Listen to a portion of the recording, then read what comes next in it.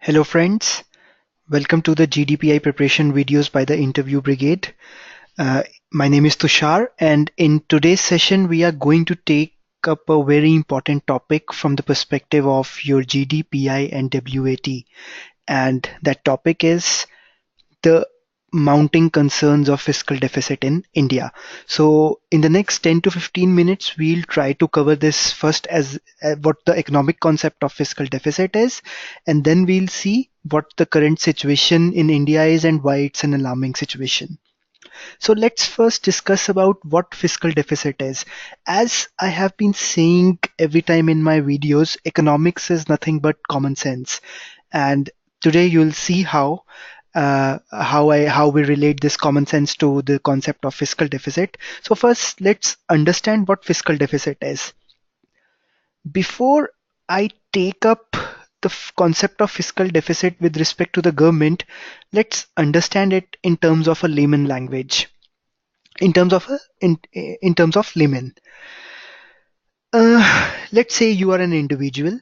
As an individual, you will be earning something and you will be having some expenditure. You will be spending that money on something. For most of us, this expenditure is lower than the income, or in other terms, we earn more, we have a higher income, and we have a lower expenditure. So, for example, I earn 100 rupees and I spend 90 rupees, so I am left with 10 rupees. However, consider a situation where I am earning only 90 rupees but I'm spending 100 rupees. So I am in a shortfall of 10 rupees. Okay, now your logical question should be, how can I spend more if I'm earning less? The answer is you borrow the money, right? So you are borrowing 10 rupees to finance or to fund this deficit of 10 rupees, right? So this is what exactly is fiscal deficit. If your income is less than your expenditure, the shortfall is called fiscal deficit. Now the next logical question which comes is whether it's good or whether it's bad. Just think about this for a minute. If you have to borrow this 10 rupees, so if you are spending more than what you are earning, is it good or is it bad? The answer is it depends. It depends on what? It depends on the nature of your expenditure.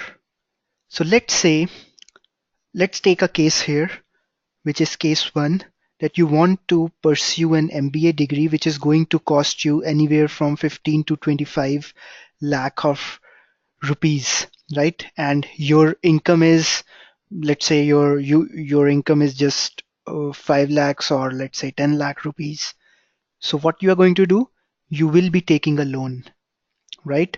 But I would say that this loan is a good loan. Why? Because the intention is that the loan, the financing which you are doing, it is going to increase your earning capacity in future, because the MBA degree is going to equip you with new skill sets and new knowledge and new tools, and that will help you increase your earning potential. So it is going to help you increase your income in the near future. So what you are doing, you are building capacity here, capacity to earn more in the near future. And that's why this fiscal deficit or this financing of your deficit is good. Now take another example, that you have an income of say the same income of 5 lakh rupees, and you want to buy a car, but rather than buying a car which fits in your budget, you are buying a car which costs you 25 lakhs, and this delta says 20 lakhs. You are borrowing the money from a bank. Now understand that you are going beyond your means, and maybe your requirement is not for a car which costs 25 lakh rupees. This is just for show off, right? It's a pilferage which you are doing. So in this case, the money which you are spending, the financing which you are doing to fund this deficit, this is bad. So this is an example of bad fiscal deficit, and this is example of good deficit. Now let's understand this in context of what the government do. So again, the equation remains the same: income and expense. If we see the income of the government, what's the income of the government? Primarily, it is taxes. Then it can be, let's say, disinvestments. So government sells its stake from some profitable PSU. So that will add to the income of the government. If we talk about expenses, what are the different expenses of the government? First one would be salary expense, which it pays to its employees. Second would be the money the government spends on capital uh, capital building, or let's say capacity building, which would be the expenses done on infra, like ports, building ports, power plants, roads. So all the capacity building, the money that goes into capacity building, that comes under this expenditure part. What are other expenditures? Subsidies. So government is offering subsidy on LPG, on fertilizer. It used to offer subsidy on fuel. So all this falls under the expenditure part of the government. Next is the schemes, different schemes which the government runs, the social schemes like Manrega or Deen Dayal scheme, or there are a lot of schemes which the government is running. And another thing under expenditure would be what would be, okay, I can't recall. So let's assume that there are few other fields as well, but for the time being, I think these are enough for a discussion. So as we see, the government earns from this and government spends from on this thing. And generally, for a developing nation, your expenses are more than your income. Why? Because you are investing a lot on building capacity. You are building capacities, right? So that's why your expenses are going to be greater than the income. Again, if you ask, if you just give it a thought that the government is running a fiscal deficit, so what will happen is that government needs to fund this fiscal deficit, right? Government needs to borrow from somewhere. So whether this borrowing is good or is it bad? Again, we can draw the conclusion, the logic which we gave here. We can draw the same logic here, that if this funding is done to to fund the deficit which is for capacity building, this is a good deficit. Which means that if the government is running a deficit because it is spending more on building ports, on building, let's say, highways, on building healthcare services, education services for the population. So if the government is spending across these areas, there is a good probability that in future our earning potential as a country, our incomes of the income of the country as a whole will increase, right? So that's why this fiscal deficit is good. But if the fiscal deficit is on bad things, what can be some of the bad things? Let's say subsidies which we used to offer on fuel, because it didn't add to a it didn't add uh didn't add capacity to the nation, right? It was going as a pilferage. In fact, few pilferages. So if you remember, a few years back, the Manrega payments used to go uh, in cash, and there were a lot of pilferages. Same for LPG subsidy, same for fertilizer subsidy. So there were a lot of pilferages, and to uh, to fund those pilferages, the government had to borrow money, and that's why this was a bad deficit. Another example can be that government increases the salaries of its employees disproportionately just because it's an election year and government wants to woo the voters, and central government employees form a big part of this voter list. So it increases their salaries with the hope that they will favor this government in the election. So this is bad economics. This is good economics, right? So I hope you are now clear with the concept of fiscal deficit. Now let's understand that why continuous fiscal deficit, continuous excess of fiscal deficit is bad. As we said, fiscal deficit, what is fiscal deficit? If your expenses are greater than your income. What's the income of the government? It's tax. On what thing the government spends its money on? It spends on, let's say, capacity building, right? So what happens if the government is continuously running into fiscal deficits, and it's running every year, the fiscal deficits are increasing? So what's happening is that my expenses are increasing, but my income is not increasing proportionately. So my fiscal deficit, this delta, it goes on increasing every year, right? So eventually, to control this thing, what the government needs to do, the government will increase the taxes. Your taxes will rise, which is the first point here. So if we are running continuous excess of fiscal deficit, your taxes eventually will rise, which will be a burden on the population. And that's why it's bad. What will be the second thing? So as we said, this is a deficit, right? So government needs to fund this deficit. How does this funding happen? So this funding happens via way of bonds, the treasury bonds, and RBI can buy these bonds, or public sector banks buy these bonds, or a foreign investor can buy these bonds. But let's understand one thing. In a nation, the amount of money, it's going to remain largely, the proportion is going to remain the same. So let's assume that this part is the money available in the economy, right? This is the part which is used for consumption. I'll tell you what consumption means. And this is the part which is used by the government to fund its deficit. Okay. Now what happens is government is continuously running into fiscal deficits. So what it means that every year government has to pay the principal and government has to pay the interest on that principal. The next year, your principal has increased and so does your interest.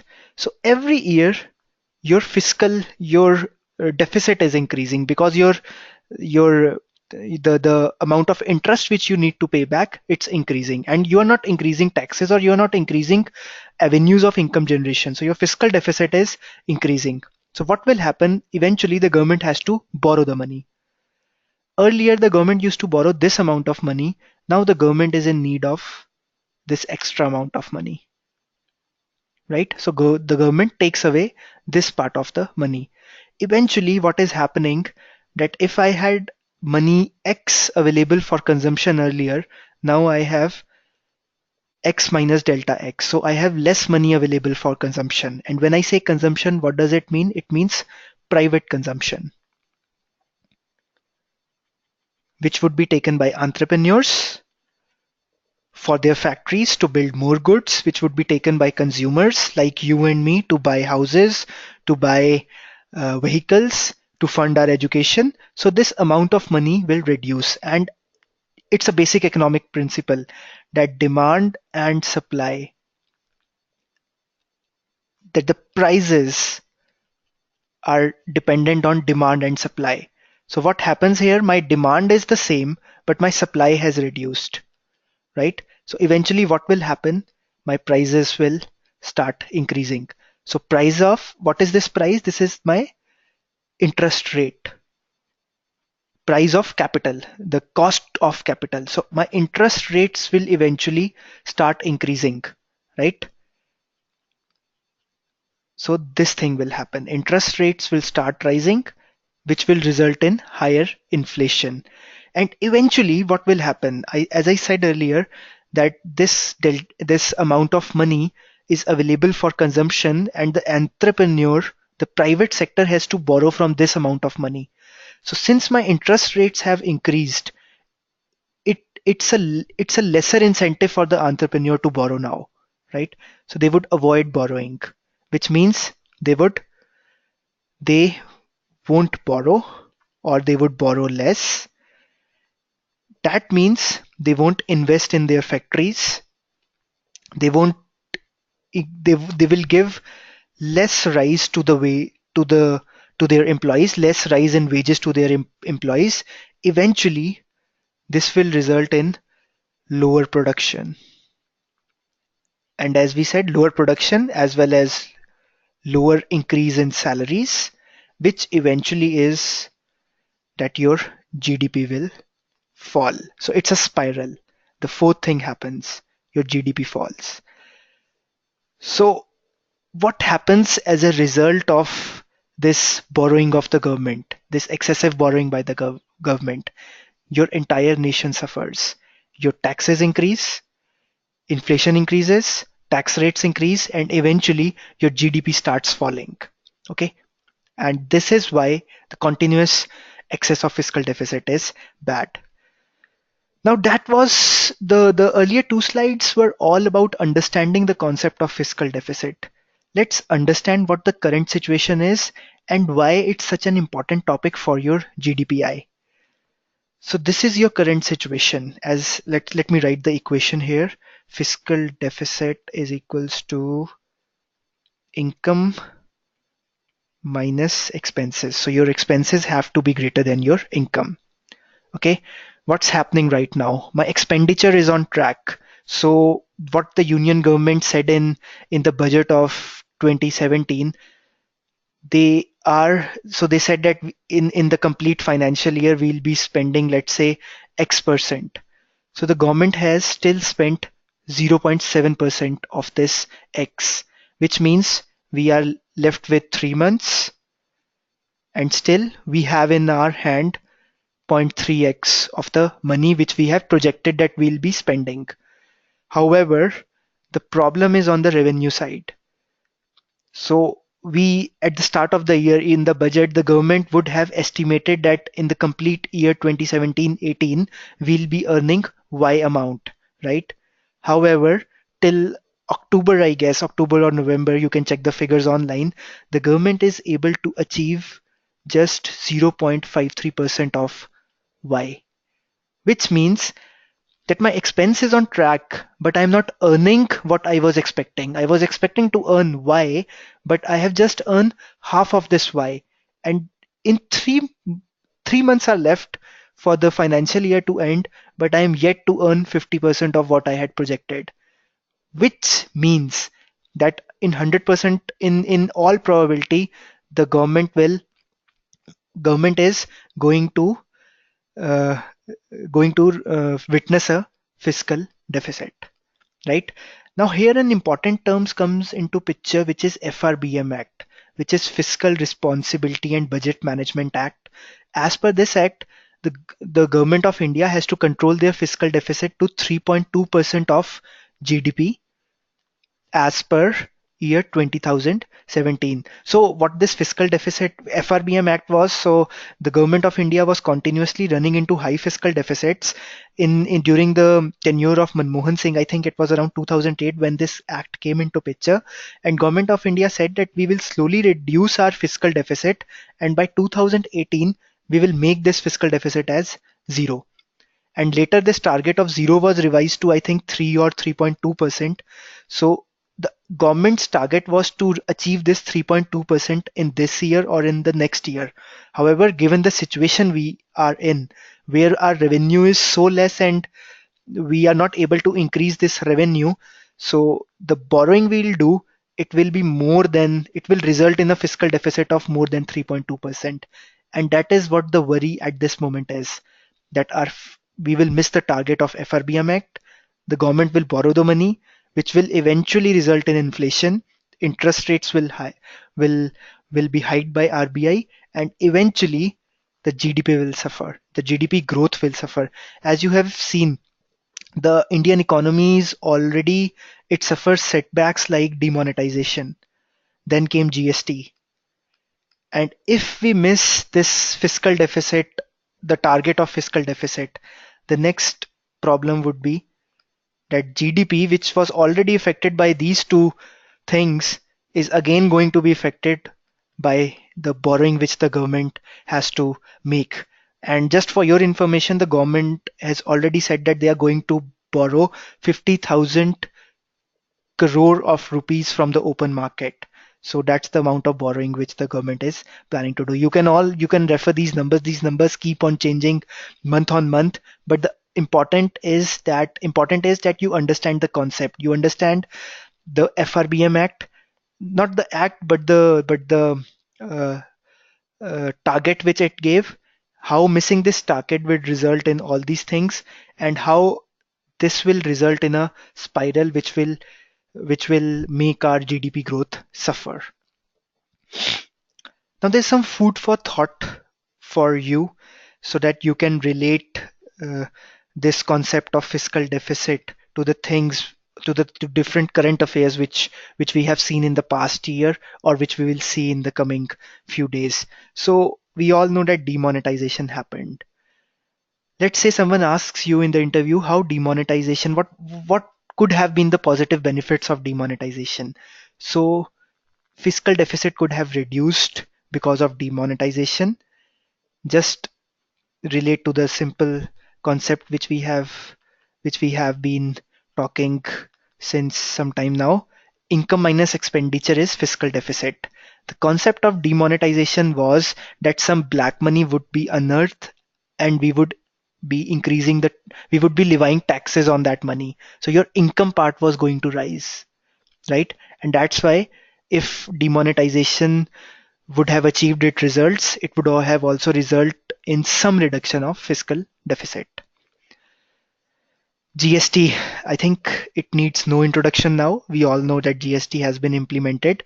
But again, the problem is, as we saw earlier, that my revenue target, the income target, sorry, or the revenue target is just 0.53% of what we have planned.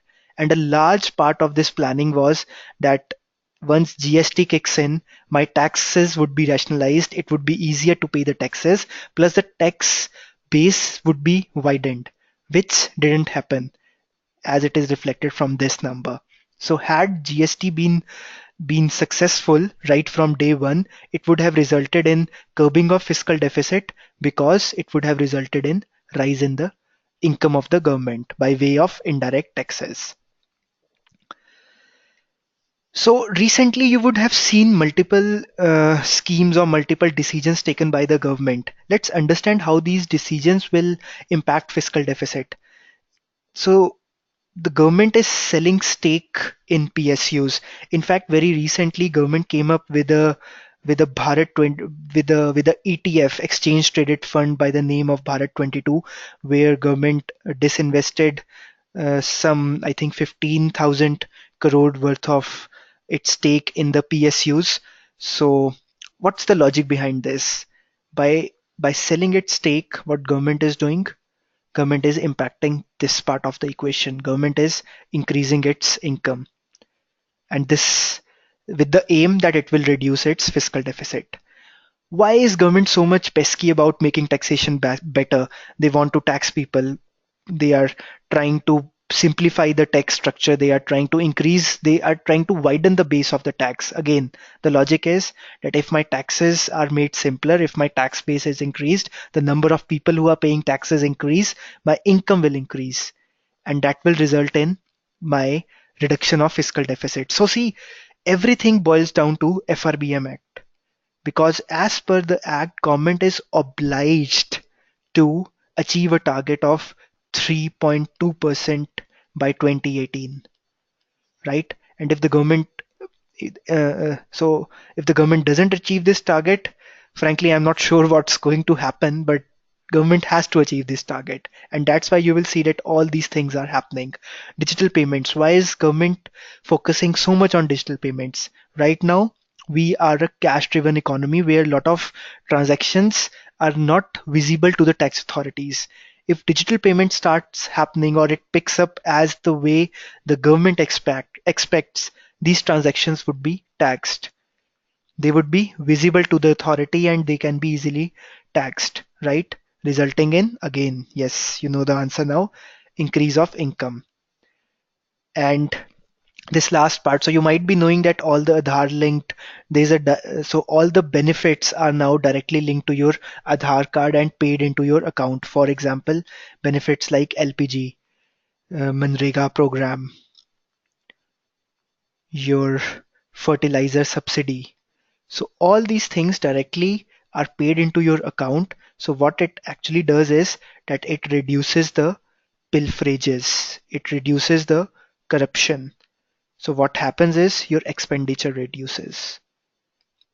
And when your expenditure reduces in this equation, your fiscal deficit will also reduce. So eventually, all the economic things which you see, majority of the things which you see today happening, they are all in perspective of this one act, FRBM Act, where the government needs to maintain this target of fiscal deficit. By the way, 3.2% of GDP. If you are wondering what this percentage is, it's 3.2% of GDP.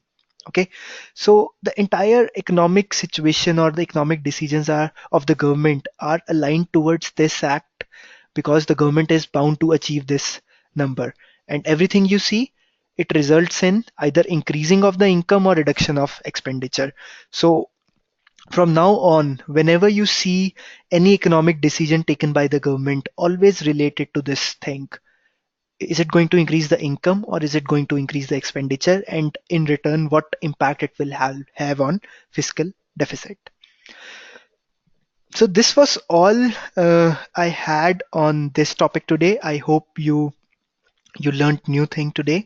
And if you have any comments or if you have any suggestions for the topic, please do leave a comment in below. And if you have any questions around this topic or anything else, feel free to write us an email or call us on this number.